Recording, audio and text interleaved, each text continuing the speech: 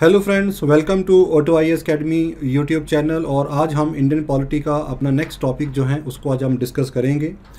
Before we proceed toward the topic, आज का जो हमारा टॉपिक है इस इंडियन पॉलिटी का और इसके जितने भी पिछले लेक्चर जो है वो मैंने यहाँ पे लिए हैं यूट्यूब के, उसका जो पीडीएफ है वो आपको ऑटो आईएएस अकेडमी के ऐप के ऊपर अवेलेबल रहेगा। ये ऐप आप गूगल प्ले स्टोर से, जहाँ जो आईफोन यूज़ करते हैं वो अपने आईफोन ऐप से जो है वो अपना डाउनलोड इसको कर सकते हैं। और इसको डाउनलोड करने पे आपको एचपीएस का प्रीलिम्स का ये फ़ोल्डर मिलेगा।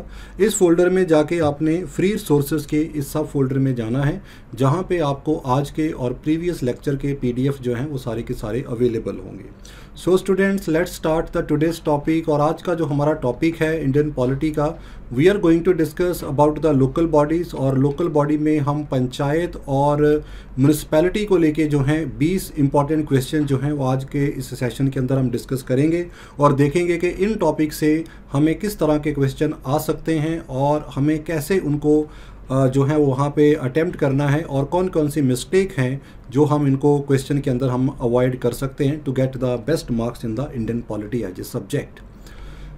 तो चलिए स्टूडेंट, आज का पहला क्वेश्चन जो है हम स्टार्ट करते हैं। ये जो हमारा फर्स्ट क्वेश्चन है, दिस इज़ अबाउट कि इनमें से कौन सा फंड जो है वो जो सोर्स ऑफ इनकम है वो पंचायत की फंडिंग के लिए एज ए सोर्स नहीं यूज़ किया जाता है। तो हमारे पास यहाँ पे 4 ऑप्शन यहाँ पे दे रखी हैं। पहला चीज़ आती है आर्टिकल 280 के नीचे जो भी सेंट्रल फाइनेंस कमीशन रिकमेंड करता है and as per the recommendation अगर लोकल बॉडी को कोई फंडिंग की जाती है, फर्स्ट। दूसरा आ जाता है स्टेट गवर्नमेंट के द्वारा जो फंडिंग की जाती है।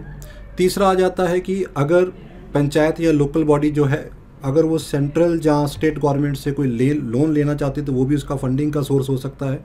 फोर्थ है प्रोग्राम स्पेसिफिक एलोकेशन, अगर कोई सेंट्रल गवर्नमेंट का कोई पंचायत और रूरल डेवलपमेंट या अर्बन डेवलपमेंट के लिए कोई इस तरह का कोई स्पेसिफिक पॉलिसी जहाँ की प्रोग्राम है तो उसके नीचे भी फंडिंग जो है वो पंचायत को की जा सकती है।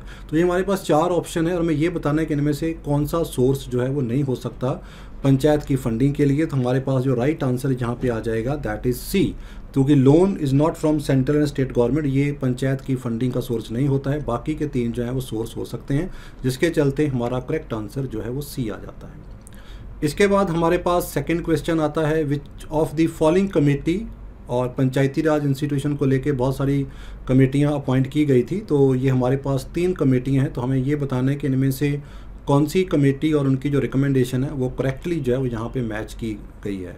तो बलवंत राय मेहता कमेटी जो है, it recommended the establishment scheme of the scheme of democratic decentralisation. इन्होंने 3 टायर पंचायती राज इंस्टीट्यूशन की रिकमेंडेशन की थी और इन्हीं की रिकमेंडेशन के ऊपर ही राजस्थान नेगौर में पहली पंचायत भी बनाई गई थी। ये बिल्कुल करेक्ट है। GVK Rao committee, it recommended for official participation of political party and all level of panchayat election. ये वाला स्टेटमेंट जो है वो हमारा इनकरेक्ट है, ये गलत है, क्योंकि GVK राव कमेटी जो थी it was made as a sub committee of the planning commission. 1985 onward ये कमेटी बनाई गई थी, जिसका मेन काम था पॉवर्टी एलिवेशन और रूरल डेवलपमेंट को लेके, जिसके अंदर उन्होंने कुछ रिकमेंडेशन जो थी वो पंचायत को लेके की थी। तो ये वाला जो रिकमेंडेशन है पॉलिटिकल पार्टी का जो पार्टिसिपेशन है ये करेक्टली मैच नहीं है, तो ये हमारा इनकरेक्ट है। थुंगन कमेटी भी 1988 में एक सब कमेटी जो थी पार्लियामेंट की बनाई गई थी, जिन्होंने इस कमेटी ने भी पंचायती राज इंस्टीट्यूशन का जो रिकमेंडेशन था वो यहाँ पे दिया था। तो इसके कारण हमारे पास जो राइट आंसर आ जाता है दैट इज़ 1 एंड 3 ओनली। ये 2 रिकमेंडेशन जो है ये करेक्टली मैच है, so right answer is A. After that come the question number 3 here, कि किसी सिटी की म्यूनिसिपैलिटी में इनमें से कौन रिप्रेजेंट नहीं करता है। ठीक है, तो इस तरह के क्वेश्चन आपने खास ध्यान रखना है कि करेक्ट है या इनकरेक्ट है, या रिप्रेजेंटेशन को लेके यहाँ पे क्या क्वेश्चन पूछा गया है यहाँ पे। तो कौन रिप्रेजेंट नहीं करता है, पर्सन हैविंग स्पेशल नॉलेज और एक्सपीरियंस इन म्यूनिसिपल एडमिनिस्ट्रेशन, बिल्कुल इनका रिप्रेजेंटेशन हो सकता है। उस एरिया के जो भी लोकसभा के मेंबर होते हैं, एमपी होते हैं, उनको वो भी म्यूनिसिपल कमेटी में रिप्रेजेंटेटिव हो सकते हैं। Member of Rajya Sabha representing with in the municipal area, तो बेसिकली जो राज्यसभा होती है वो टेरिटोरियल कॉन्स्टिट्यूंसी को रिप्रेजेंट नहीं करती है, ये पूरी स्टेट को रिप्रेजेंट जो है राज्यसभा करती है। तो इसके कारण ये वाला स्टेटमेंट इनकरेक्ट हो जाता है। और स्टेट फाइनेंस कमीशन का चेयरमैन भी इसका पार्ट नहीं होता है, तो ये वाला स्टेटमेंट भी इनकरेक्ट है। तो हमारे पास राइट आंसर यहाँ पे क्या आ जाएगा, then only you will see it here C. तो जिसके अंदर हम देख सकते हैं कि ये वाले जो 2 मेंबर जो मैंने क्रॉस किए हैं, they are not the part of the municipality here, जिसके चलते हमारा सी आंसर जो है वो 3 and 4 is the right answer. ऊपर के 2 हमारे पार्टिसिपेशन होते हैं। इसके बाद हमारे पास क्वेश्चन नंबर 4 आ जाता है। It is related to different form of urban government के रिगार्डिंग ये क्वेश्चन पूछा हुआ है, क्योंकि municipal committee, municipal corporation, notify area committee, cantonment board, इस तरह की कोई 7-8 हमारे पास अर्बन लोकल बॉडीज़ जो होती हैं, तो उनके रिगार्डिंग इनमें से कुछ बॉडीज़ को यहाँ पे दिया गया है। तो वी हैव टू सी कि इसका राइट आंसर हमारे पास यहाँ पे क्या आता है। ठीक है, तो municipal corporation are created all over India by the act of the state legislature. ये स्टेटमेंट करेक्ट नहीं है, क्योंकि जैसे कोई यूटी का एरिया है तो वहाँ पे पार्लियामेंट भी क्रिएट कर सकती है बहुत सारी, तो दैट इज़ नॉट नेसेसरी कि सारी की सारी जो हैं वो स्टेट लेजिस्लेचर ही करेक्ट क्रिएट करती है, that is incorrect. Notify area committee जो होती हैं उनके चेयरमैन और मेंबर स्टेट गवर्नमेंट नॉमिनेट करती है, ये स्टेटमेंट बिल्कुल यहाँ पे ठीक है। कैंटोनमेंट बोर्ड जो है ये सेंट्रल गवर्नमेंट के नीचे होता है and under the ministry of defence, ये स्टेटमेंट भी हमारा करेक्ट है, जिसके चलते हमारे पास जो राइट आंसर है दैट इज़ 2 and 3 ओनली। इसके बाद हमारे पास आ जाता है question number 5 year 73rd constitution amendment से रिगार्डिंग ये क्वेश्चन है, और हमें ये देखना है कि इनमें से कौन सा स्टेटमेंट जो है वो यहाँ पे इनकरेक्ट जो है वो यहाँ पे दिया हुआ है। तो इनकरेक्ट उन्होंने यहाँ पे पूछा है, तो कौन सा स्टेटमेंट यहाँ पे इनकरेक्ट है। ठीक है, तो यहाँ पे it state the validity of any law relating to the delimitation of constituency can be question in court as provided by state legislature. ये वाला स्टेटमेंट जो है इनकरेक्ट है। डिलिमिटेशन कमीशन का कोई भी जो ऑर्डर होता है उसको कोर्ट में नहीं क्वेश्चन किया जा सकता है। Condition of service and tenure of the state election commission shall be determined by the governor. ये वाला स्टेटमेंट जो है ये करेक्ट है, क्योंकि जो स्टेट इलेक्शन कमिश्नर होता है उसकी अपॉइंटमेंट जो है वो गवर्नर के द्वारा की जाती है, और उनकी सर्विस कंडीशन भी गवर्नर डिटरमाइन करता है, और मेन रिस्पॉन्सिबिलिटी होती है उनकी to conduct the election of panchayat and municipality. तो ये हमारा करेक्ट है। The term of office to the panchayat and every level can not be dissolve before the completion of term. तो ये स्टेटमेंट भी हमारा इनकरेक्ट जो है वो यहाँ पे आ जाता है, जिसके चलते हमारा राइट आंसर जो है वो 1 and 3 आ जाता है। तो इसमें देखिए नॉर्मल जो पंचायत होती है उसका टेन्योर 5 साल का होता है, लेकिन अगर कोई किसी एरिया की पंचायत को 2 साल बाद अगर डिजॉल्व कर दिया गया किसी ABC रीज़न के कारण, तो उसकी जगह पे जो नई पंचायत बनेगी वो अगले 5 साल पूरे नहीं करेगी, जो रिमेनिंग टेन्योर होता है 3 साल का है या 2 साल जितना वो पूरा करती है। तो जिसके कारण ये स्टेटमेंट भी हमारा इनकरेक्ट यहाँ पे हो जाता है। After that come question number 6 under the Panchayati extension to scheduled area act 1996 के नीचे जो ग्राम सभा है उनकी अप्रूवल किस लिए ली जाती है, क्योंकि जब 73rd या 74th अमेंडमेंट हमारा उस समय किया गया था कॉन्स्टिट्यूशन के अंदर, तो it was not implemented into the north east या शेड्यूल्ड एरिया में इसको इम्प्लीमेंट नहीं किया गया था। बाद में जो एक अलग एक्ट बनाया गया था पंचायती राज एक्ट, जो शेड्यूल्ड एरिया में इम्प्लीमेंट किया गया था 1996 के कारण, जो खास करके ट्राइबल एरिया जहाँ पे होते हैं, तो उनके लिए हमने अलग एक्ट बना के जो हमारा पंचायती राज एक्ट की प्रोविज़न थी उनको वहाँ पे इम्प्लीमेंट किया था। तो उसके रिगार्डिंग ये यहाँ पे क्वेश्चन पूछा गया है यहाँ पे कि इनमें से कौन सा स्टेटमेंट करेक्ट है रिगार्डिंग द ग्राम सभा। किसी भी ट्राइबल या शेड्यूल्ड एरिया की जो ग्राम सभा होती है उनकी अप्रूवल कहाँ पे चाहिए।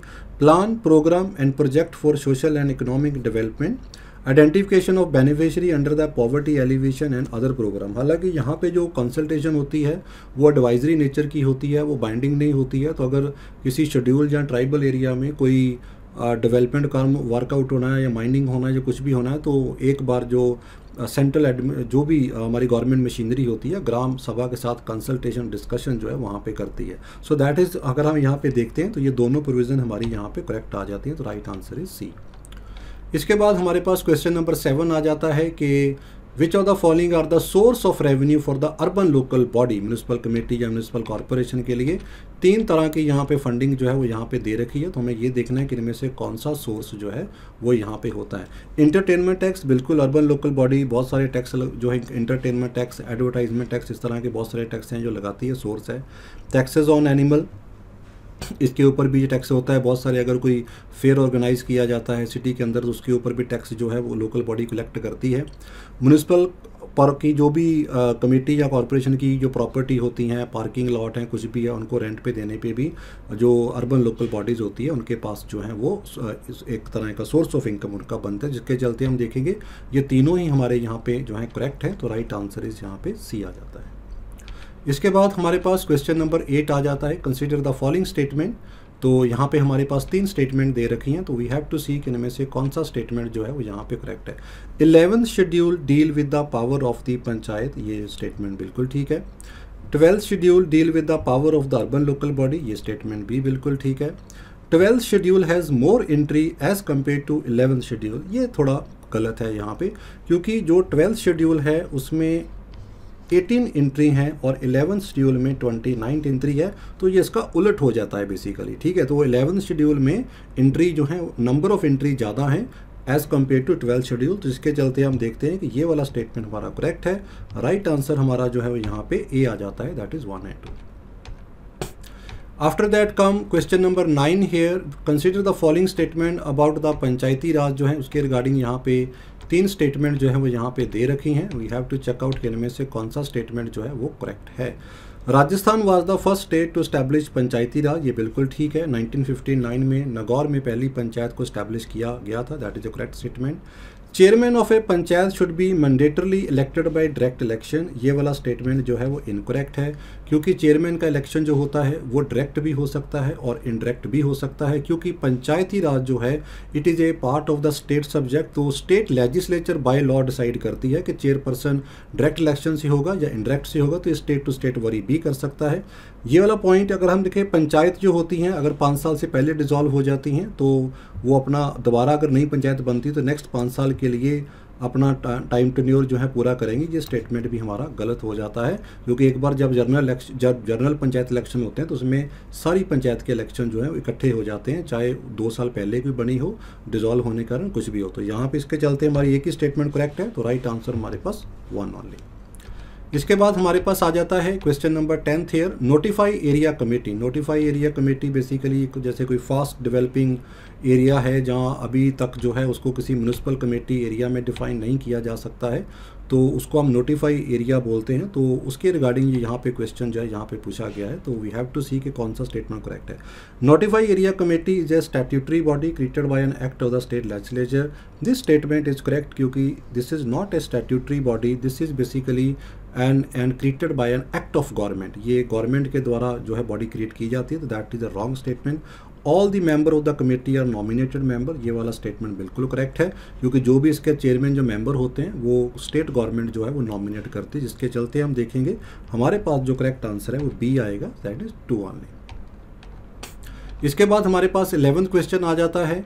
This question is related to Rajya Sabha firm on Panchayati Raj. 2016 में जो राज्यसभा के चेयरमैन थे उनके द्वारा जो राज्यसभा का जो फर्म था ये बनाया गया था, तो उसके रिगार्डिंग ये क्वेश्चन पूछा गया है कि जो चेयरमैन होता है राज्यसभा का वो इस फर्म का प्रेसिडेंट होता है, और इसके अंदर the firm shell consist of not more than 15 member of the Rajya Sabha.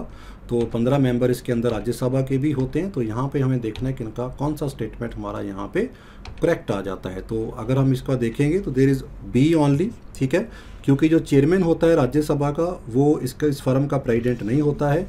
इस फर्म का जो प्रेसिडेंट होते हैं वो होते हैं deputy chairman of the Rajya Sabha, और जो मिनिस्टर ऑफ पंचायती राज होते हैं वो इस फर्म के वाइस प्रेसिडेंट होते हैं। तो जिसके कारण ये वाला स्टेटमेंट हमारा इनकरेक्ट है, ये वाला ठीक है, 15 मेंबर इसको रिप्रेजेंट करते हैं, तो that is why we will go for the right answer is B here. इसके बाद हमारे पास आता है question number 15 here, part 9th of the constitution इनमें से किन स्टेट में एग्जम्प्टेड है जहाँ पे ये इम्प्लीमेंट नहीं किया जाता है। तो we have to see the number of state here. तो यहाँ पे सिंपल फैक्ट बेस्ड क्वेश्चन यहाँ पे आ जाता है। नागालैंड में जो था इसको वहाँ पे इम्प्लीमेंट नहीं होता है पार्ट 9th हेयर, तो ये वहाँ पे एग्जम्प्टेड है, तो जिसके चलते हमारा राइट आंसर जो है वो सी ओनली। इसके बाद हमारे पास क्वेश्चन नंबर 13 आ जाता है, कंटोनमेंट बोर्ड। कंटोनमेंट बोर्ड जिसे हम कैंट एरिया भी कह देते हैं, तो उसकी रिगार्डिंग हमारे पास यहाँ पे 3 स्टेटमेंट दे रखी हैं, and we have to check out कि यहाँ पे राइट आंसर क्या होगा।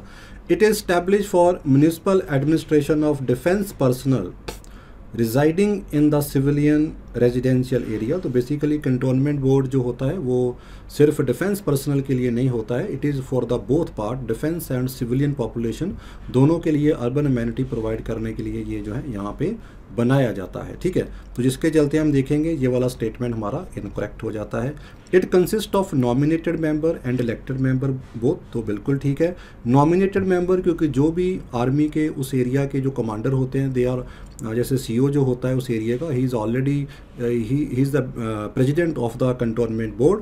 और जो सिविलियन पॉपुलेशन होती है वो अपने मेंबर खुद इलेक्ट करती है बाय इलेक्शन। तो जो वाइस प्रेसिडेंट होता है कंटोनमेंट बोर्ड का वो सिविलियन पॉपुलेशन से होता है। इसके चलते हम देखेंगे नॉमिनेटेड और इलेक्टेड दोनों मेंबर इसके पार्ट होते हैं। ये स्टेटमेंट करेक्ट है।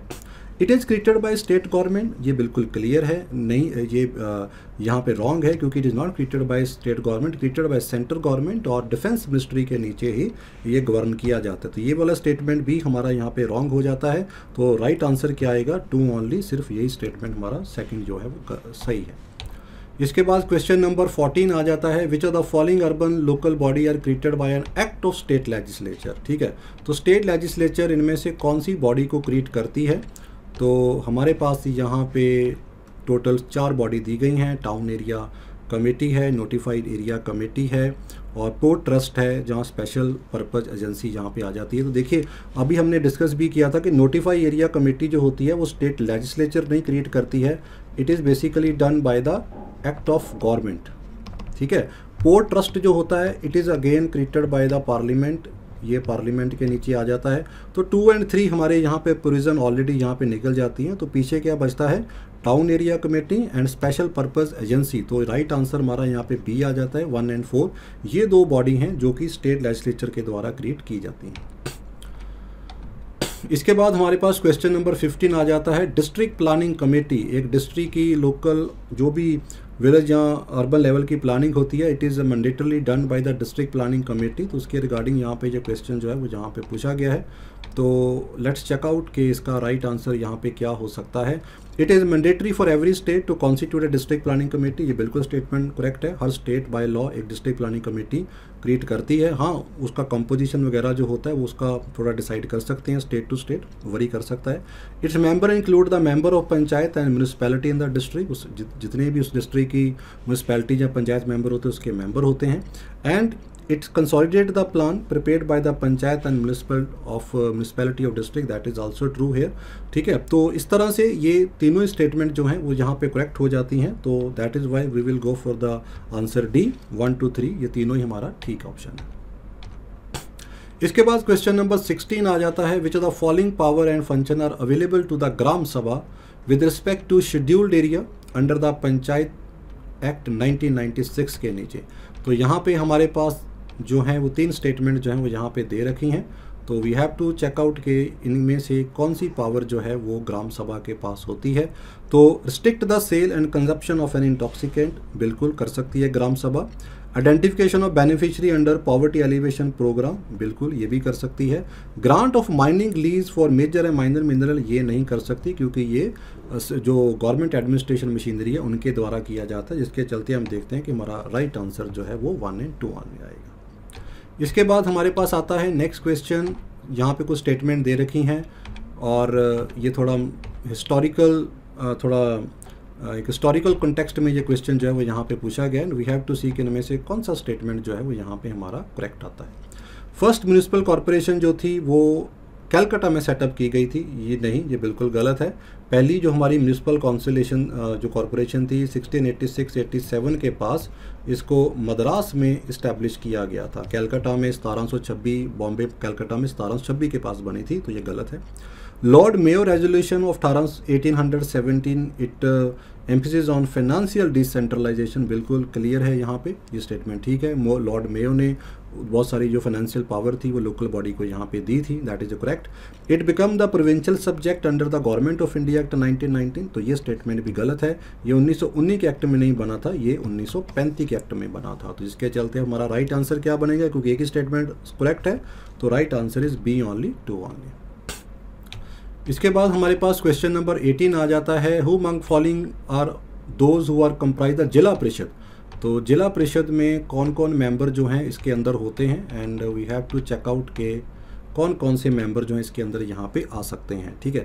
तो chairman and president of the Panchayat Samiti within the jurisdiction of the district, clear है। MP member of legislative assembly, member of legislative council, अगर किसी स्टेट का अपर हाउस है तो ये भी इसके मेंबर होते हैं, दैट इज़ ट्रू। किसी cooperative society, municipality, notified area committee, इनके मेंबर भी इसके पार्टिसिपेशन हो सकते हैं। हेल्थ केयर स्पेशलिस्ट ये इसका पार्ट नहीं होते हैं, health care specialist are not part of the Zila Parishad है, तो इसके चलते हमारा राइट आंसर क्या है, B 1, 2 and 3 ओनली। इसके बाद हमारे पास आता है question number 19, what does the statutory town mean. Statutory town का डेफिनेशन जो है वो यहाँ पे क्या होता है। इस तरह के क्वेश्चन बहुत बढ़िया क्वेश्चन होते हैं जो अक्सर कई बार एग्जाम में पूछ लिए जाते हैं डेफिनेशन की फॉर्म में।